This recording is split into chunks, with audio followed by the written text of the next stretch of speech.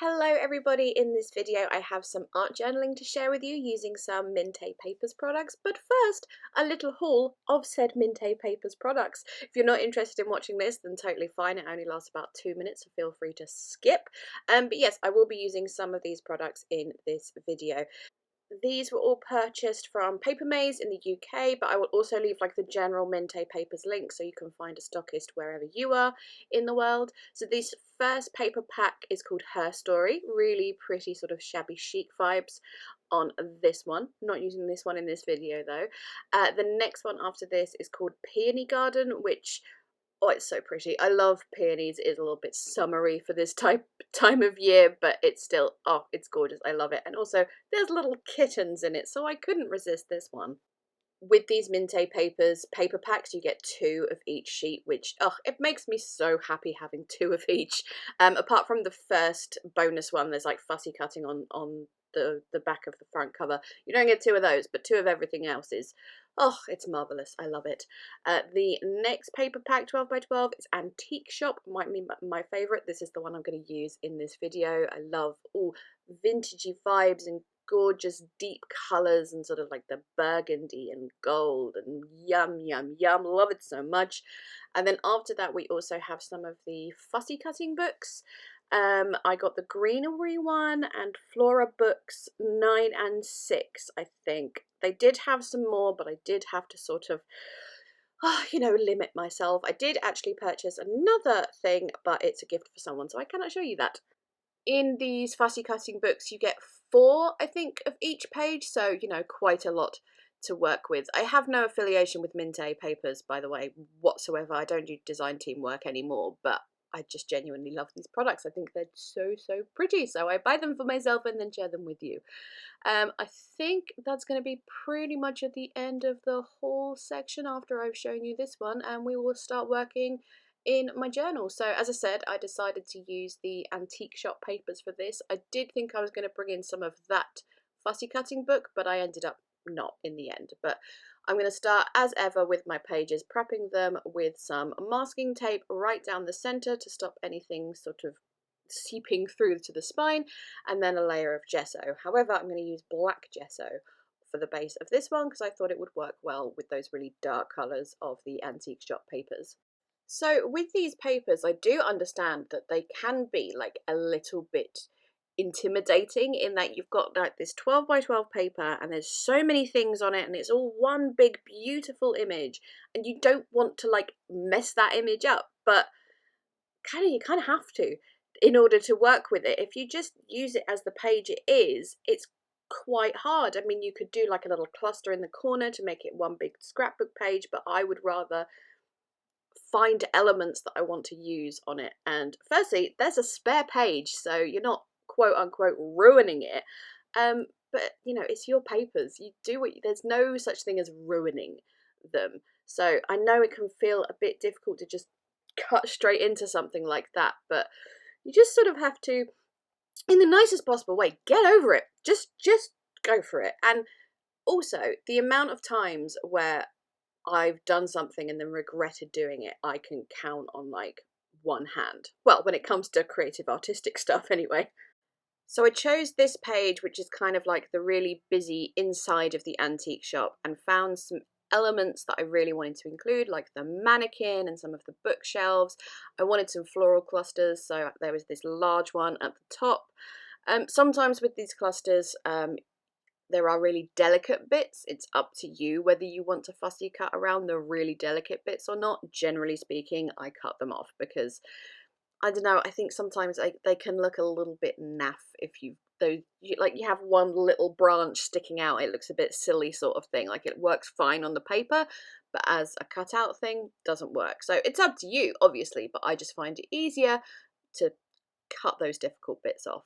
So I just kind of figured out roughly where I wanted to put things and then decided I need some more floral, so cut into this large floral paper to get some more floral elements to use.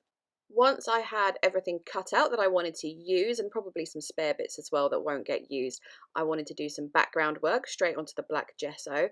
I thought some stenciling would look nice. I'm using Prima paper paste, which On the label says that you can mix it with mica powder, so that's what I'm doing right here, but it didn't really do anything to it, like just very basic amount of colouring. So when that didn't work, I added some acrylic paint. I think it's the Dina Wakley Antique colour.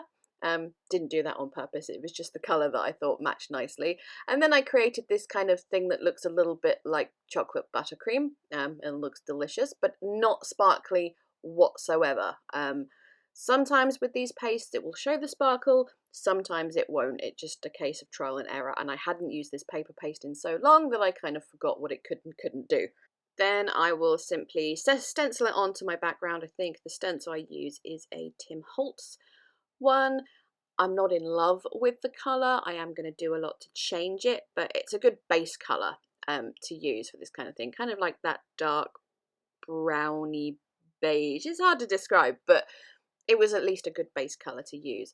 And then I had a little bit left over, and what I always do if I have some leftover product is I will grab something out of my junk drawer and just stencil it onto that, or whatever I'm doing. Any leftovers gets used in something on my junk drawer, and then I can use them in a future project. This paper paste is one of those ones that you need to leave to dry rather than using a heat tool on it. Some paste you can use a heat tool on, some you can't. Again, it's a trial and error, or just asking. Some will say on the label. But anyway, this paper paste you have to leave. But it only took about an hour. I actually put one of my little mini desk fans just above my journal, left it for, I don't know, 45 minutes maybe, and it was perfectly dry. So then I wanted to add some colour to it. I tried using some of this wax. This is the Prima Aged Brass wax, but it wasn't really going on the stenciling very well, but I did notice it went on the black gesso background very well. So I'm going to go all over with that. I'm using a brush. You can obviously use your fingers with any kind of wax paste. I don't mind getting it on my fingers, it's just I have quite long nails and it can be quite difficult to do that sometimes, so that's why I use a brush, really. That's pretty much the only reason. The brush is dry, by the way, in case you're wondering, completely dry brushing the wax on. I do go in a couple of times, figure out where everything's going to go, to figure out what is going to get covered up. So I knew that stenciling, for example, in the bottom right was going to get covered up, so I could kind of use it as my little guinea pig testing area, because if I had an idea of something I wanted to use but I didn't know if it would work or if it would look bad, then I can use it on that area that's going to get covered up. So it's always useful to have something like that. And I also kind of use it as like a little paint palette as well, like I'm doing here with this paint, because I can't be bothered to get anything out. Why not use this little area that's going to get covered up? This paint I'm using is the Cosmic Shimmer, goodness me, Cosmic Shimmer. It's the Patina Effect paint in the colour Copper. It comes in a whole set where you do patina effects, but the copper one I use quite a lot, and that made it so I could colour the stenciling a little bit better. You do see some of that colour behind, but having that two-tone to like the copper and then the like old beigey colour underneath as well, I think that works. Also decided though some stamping in the background was very much needed. This is a Prima stamp that's like an old textbook or something, with sort of like the Gothic style Latin writing, and I am using Archival Brilliance ink in Galaxy Gold for that. We are kind of at what I call the ugly stage of the art journal pages. I think every creative project, especially art journaling and mixed media for some reason, always has an ugly stage where you're like, oh, I don't like the way this looks, this is going to come out terrible, oh, what have I done, I've wasted this paper, etc. And we get past it, but I'm just saying, if you're doing something and you're at that stage where you think, this is awful, I've ruined this, I can't be rescued, just keep going, and I guarantee you 99% of the time you can fix it. I can think of, I don't know, 3 things off the top of my head where I haven't been able to fix something and just gone, yeah, this is ugly, I'm giving up on it. Most of the time I've been able to fix things, so don't get disheartened if you're feeling like, oh, I don't like the way this looks, because as I said, it can be fixed. Everything has an ugly stage. Before sticking all those fussy cut elements down, I did go around the edges with a paper distress tool. My brain is not braining today. just to rough up the edges, because I've got so many elements and they're so busy, it just kind of all melds in together and you can't really see what's going on. It's just kind of like a big mess.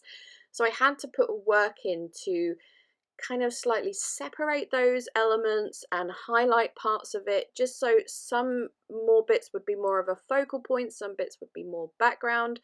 So I am going to spend a very long time working on that with various different mediums. I started first with a Stabilo all pencil in black, and here I am going in with a pen that I meant to Google what it's called because I've forgotten and I forgot to Google it, but it will be in the description. It's called a Fude something pen. Uh, it'll be in the description. I'm sorry, I totally meant to look that up before I did the voiceover. But what I'm doing with that is basically just going over some of the elements on the page to make them stand out a little bit more. The flowers, I thought especially, were getting quite lost, so I've gone around a few of those, around the books. And this whole session of me working on the things that have been stuck down does last quite a while, so I don't know if I'll talk throughout the whole thing, but I did want to sort of explain what I was doing and why I think it sort of works in the end. So when I was done with this black pen that I've forgotten the name of, I then went in with a Stabilo woody pencil in gold, just to add some little highlights and shiny things, because we had all the gold and brass and metallic things going on in the background.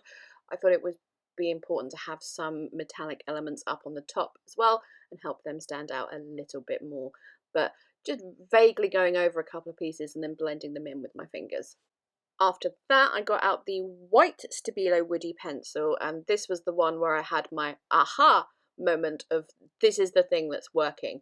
So I started off using it just to add a few highlights here and there, and then I realised it would look very nice if I went around all the elements, so the white is actually going on, you know, the background, blending that in, and that really makes them stand out from the background, really look like they are, you know, focal elements that you are supposed to look at rather than just a background that's blending in. And then it also, I went over some of the stenciling with it, and that really highlighted the stenciling as well. So I was just having that time of yay, things are working, things are coming together. So satisfying when that happens. Other pens that I'm going to use include a white gel pen and two Posca pens, one in sort of a beigey colour and a gold. Of course, had to bring in the gold.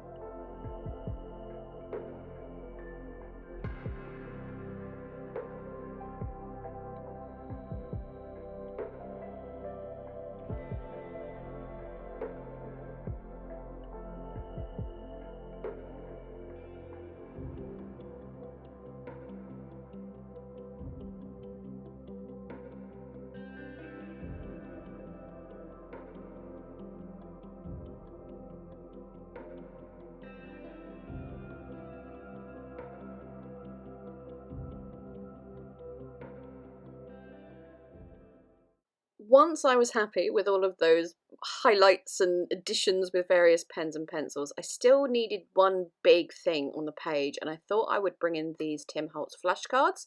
I thought they would work somehow, almost like, you know, when you get those funny labels in antique stores. I found that one that said objects, and I was like, that would be quite funny to use, but on the other side it said salvage, and I was like, that would be more appropriate. So I have distressed the edge of that, added an eyelet, a nice little copper coloured one, some twine, going around the edges with a Stabilo woody pencil in brown. Because it is a shiny surface, I can just blend it in easily with my fingers. I don't have to add water or anything to activate the colour. And then I'm also going to bring back that gold Posca paint pen to add some gold highlights to it as well. I still thought though at this stage that there was something missing from this page, so I went to Old Faithful the butterfly. I started off going to use these acetate butterflies. I started fussy cutting one and realised they just didn't quite work for this. They were too shiny. This page isn't very shiny apart from the little metallic elements. The acetate wasn't working, so I pulled out some vellum butterflies. These are from Marry Me Small Art, and these went really nicely, so I'm going to fussy cut those, stick them on just in the center with some glossy accents, and then also highlight them around little areas of the butterfly, again with the gold Posca paint pen. I did have to do some adjustments because I realised I put the butterflies down like they were all leaning the same way, so I had to move one because it just looks weird if they're all leaning the same way. You have to sort of change the angles to make it look a little bit more natural. There you go. Then, of course, this was a page that needed many splatters, so I'm going to use Distress Spray Stain in Tarnished Brass to add lots of splatters, lots and lots, and some of them I wanted like large splatters, so I just sort of faked it with a big glob out out of the thing of the ink spray. And then I think that is going to be the last thing I do. So there we go. Thank you so very much for watching. As always, please leave me a thumbs up if you enjoyed. Chat to me in the comments. All relevant links will be in the description box where I can find them. Please subscribe if you haven't already. I can see from analytics like how many people are watching that aren't subscribed, so I know I'm watching you. Obviously I don't know who you are, that would be creepy, but you know, analytics are fun. I know that majority of you from the USA, for example. Anyway, I'm starting to ramble and we're at the end of the video, so I am very much gonna shut up and go. Thank you so much again. I am now going. Bye bye!